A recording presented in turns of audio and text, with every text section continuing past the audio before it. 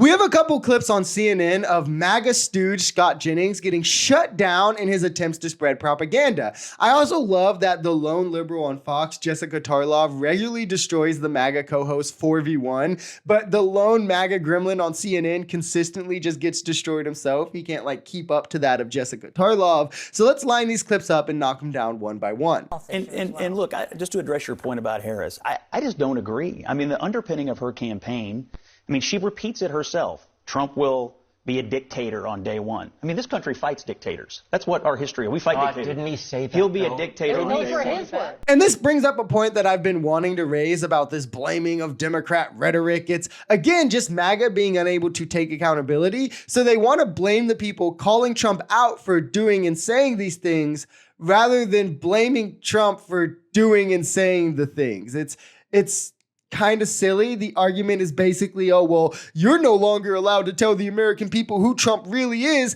because they don't like it, which not only has no merit to it, like there's no evidence to back this up, but it's on its face pretty disingenuous as well. If Trump poses a threat to democracy, I wouldn't even say that you're justified, actually. I would say you're obligated to report on that. And Trump tried to steal a free and fair election in 2020. That is a threat to democracy. If Trump echoes Hitlerian rhetoric, vermin, poisoning the blood of our country, he's done this, I would say the media is morally incumbent to report on that. If Trump wasn't so insightful in spreading hatred against immigrants, trans people, women, against anyone who disagrees with his belief as criminals and trying to take our country and steal our elections and calling Kamala Harris a fascist, calling them all Marxists, saying they're evil people, then these things probably wouldn't happen to him because he wouldn't be so fueled by hate and divisiveness. But he can't even take that accountability, so instead he just blames it on others. Think of this.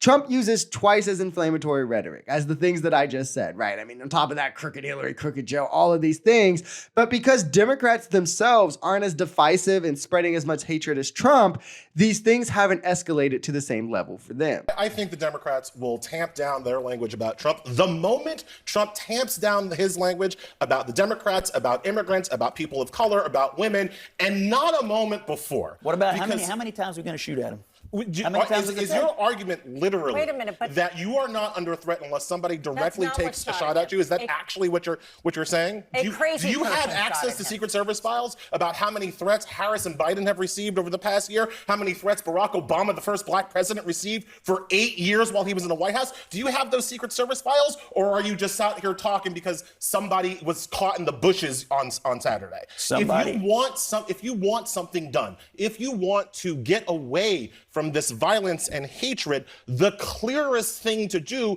is to take away the weapons that these people are using to cause the violence and hatred. Rhetoric does not kill people. Guns do. This is a mic drop moment from Elie here, and he's right on every single point he touched on. It's also insanely juvenile to say, well, Trump wouldn't come under fire if you weren't saying mean things about him. Like, we're saying that rhetoric is the line that crosses that comes to attacks. Like, if no one said any of this, nothing would have happened. That's silly. He comes under fire because of his actions, because of his rhetoric, because of who he is, not because others call him out for it. I can assure you of that. And the real discussion we should be having here is about limiting the scope in which people who are willing to carry out plans like this can get the weapons they need to do so. Not, well, what political party was he in, and which political party can we blame for it? It's the greatest Republican distraction that we've ever seen as to the assault weapon discussion. Ignore the actual issue and make it all political. And it's worked like a charm. Nobody is actually there's Democrats, there's people like Elie making this claim, but it's not a serious discussion in our political sphere right now because of how hard Republicans are just pushing the political nonsense about it and how much MAGA just eats it up. It's all just nonsense that flies in the face of reality. And he's also right about the point that Obama received tons of threats. Kamala was sent a pipe bomb by a MAGA conspiracy theorist. Biden and Harris probably received tons of threats themselves week in and week out.